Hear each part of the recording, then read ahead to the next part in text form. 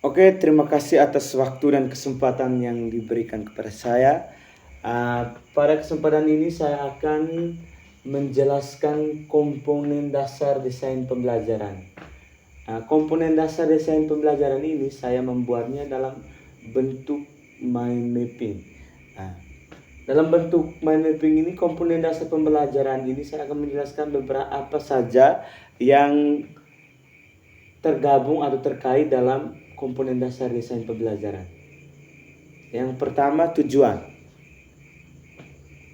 Yang kedua, evaluasi. Yang ketiga, materi. Dan yang keempat, proses. Tujuan ini dibagi menjadi dua. Yang pertama, apa yang dimaksud dengan tujuan? Yang kedua, kriteria yang harus dipenuhi dalam merumuskan tujuan.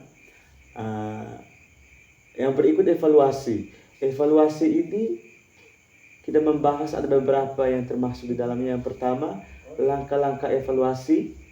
Yang kedua, aspek yang dievaluasi. Yang ketiga, metode evaluasi. Yang keempat, tujuan evaluasi, jenis evaluasi, dan manfaat evaluasi. Oke, sekarang kita masuk di materi.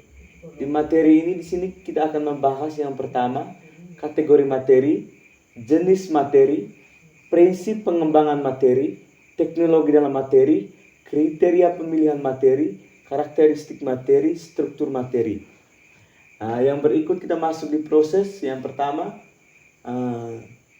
model proses pembelajaran. Yang kedua, langkah-langkah proses pembelajaran.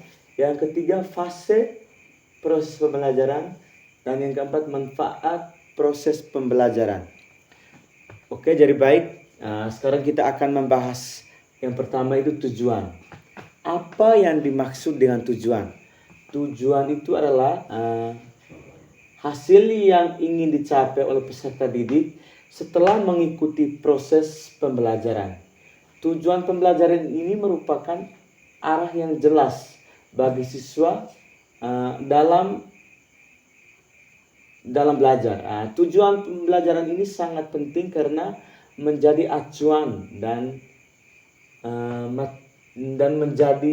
menentukan materi, strategi, dan model pembelajaran. Oke, kita masuk di kriteria yang harus dipenuhi dalam merumuskan tujuan. Yang pertama itu spesifik, yang kedua terukur, yang ketiga dapat dicapai, yang keempat relevan, yang kelima berbasis waktu. Sekarang kita masuk di bagian evaluasi. Yang pertama, apa yang dimaksud dengan evaluasi? Evaluasi itu adalah proses penilaian sistematis terhadap efektivitas dan kualitas program pembelajaran. Tujuan evaluasi itu untuk apa? Tujuan evaluasi yang pertama, mengukur pencapaian tujuan pembelajaran.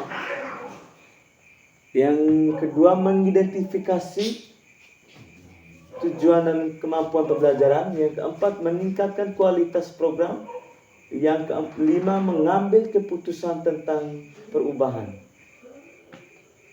Yang berikut kita masuk di jenis evaluasi.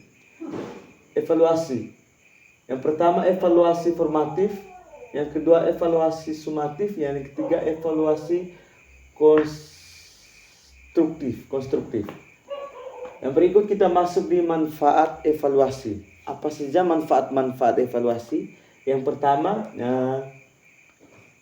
meningkatkan kualitas pembelajaran. Yang kedua, mengidentifikasi kebutuhan pembelajaran.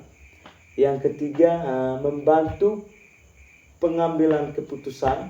Dan yang keempat, meningkatkan akomoditas dan transparansi. Oke, sekarang kita masuk di bagian materi. Yang pertama, karakteristik materi. Yang pertama, menarik dan interaktif. Yang kedua, sesuai dengan tingkat kemampuan. Yang ketiga, menghormati keberagaman dan inklusi. Yang berikut kita masuk di struktur materi. Di sini ada beberapa struktur materi. Yang pertama, pengenalan, pembahasan. contoh dan aplikasi, latihan dan praktik, penilaian dan evaluasi, yang keempat kesimpulan dan refleksi. Sekarang kita masuk di prinsip pengembangan materi. Ada beberapa prinsip pengembangan materi. Yang pertama itu konsisten dengan tujuan. Yang kedua fleksibilitas. Yang ketiga interaksi. Yang keempat kolaborasi dan evaluasi kontinu. Sekarang kita masuk di teknologi dalam materi. Apa saja yang termasuk teknologi dalam materi? Yang pertama multimedia. Multimedia ini dalam bentuk gambar dan video dan media-media lainnya. Yang kedua aplikasi pembelajaran. Yang ketiga e-learning. Yang keempat sumber daya online. Dan yang kelima alat bantu pelajaran interaktif. Mungkin itu saja yang bisa saya jelaskan. Sekian dan terima kasih.